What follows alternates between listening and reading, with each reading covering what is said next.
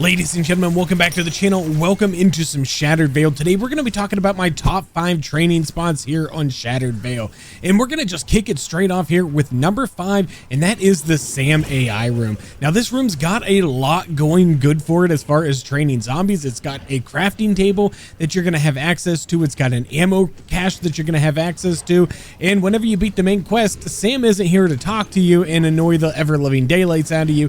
So if you've already beat the main quest, maybe you might want to bump this one up a little bit higher than number 5 on your list.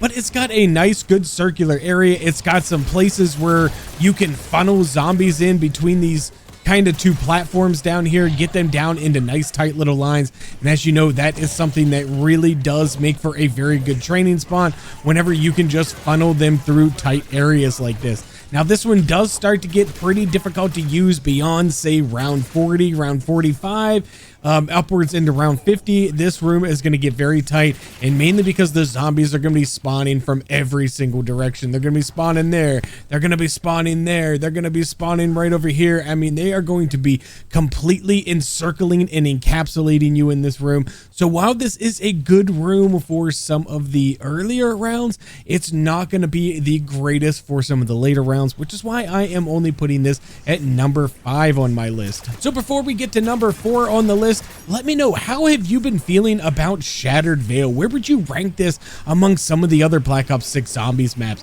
Personally, this is the map that just honestly still keeps me coming back and wanting to play it. I don't know exactly what it is, what the draw is for me to want to just keep coming back to Shattered Vale, but I still am very much enjoying this map nearly a month into it, and I can honestly say I am still not burnt out on this map. Now, number 4 for me, this one actually might seem a little controversial to some of you because this is much tighter of an area than the Shem AI room, and there's no ammo cache. However, what I really like about this one, and what really draws me to want to train in the Dinosaur room in here, and I would say this would be upwards of around maybe 35 for me, would be like the tops that you'd want to go in here.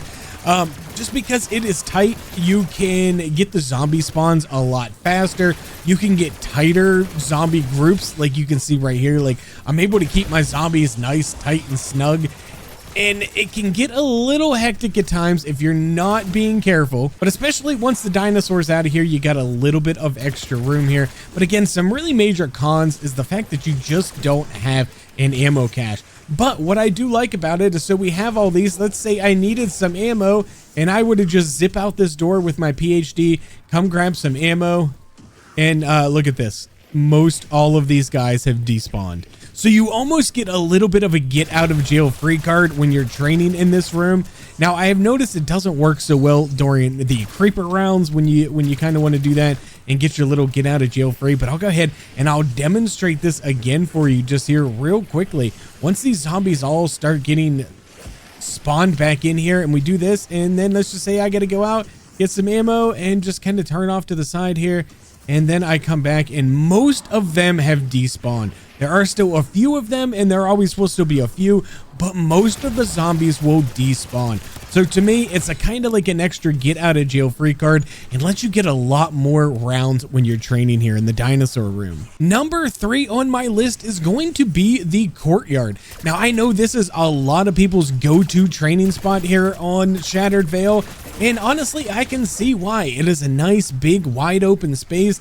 But there are a couple of better spaces, at least in my opinion anyway. These are all just my opinion. You're free to have your own opinion on where you like to train. There's a lot of, you know, little cars and boxes and a lot of things to kind of get hung up on when you're training out here in the Courtyard, which generally is fine because there is plenty of space out here. You do have access to a crafting table, you have access to an ammo cache, but I will say that all of my top 3 here are all very, very good training spots, and there's going to be nothing wrong with using any of these training spots. The reason I'm kind of putting this one number 3 is just because of all the clutter that is around in this area, and it can be a little bit difficult at times to funnel zombies through like tight little areas, and sometimes difficult to get them in nice tight little groups as well, even though we just got a nice tight little group right there. But they do a lot of climbing around on vehicles. They climb up and around the fountain, and that can kind of make killing them a little bit more difficult than it needs to be at times, at least.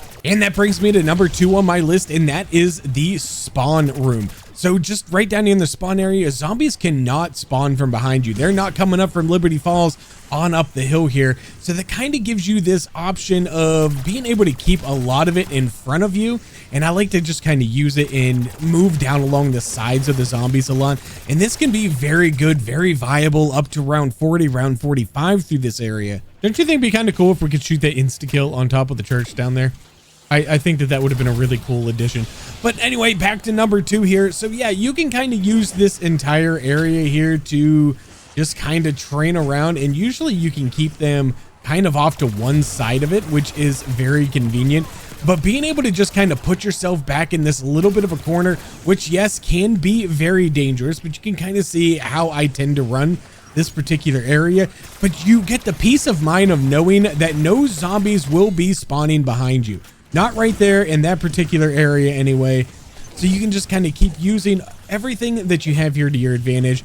Just keep them like this, and then you can bring your back to it and know that just no zombies are going to come up from behind you. You do have an ammo cache right up here, which is very convenient. But again, this one is really only good until the round 40, round 45 or so.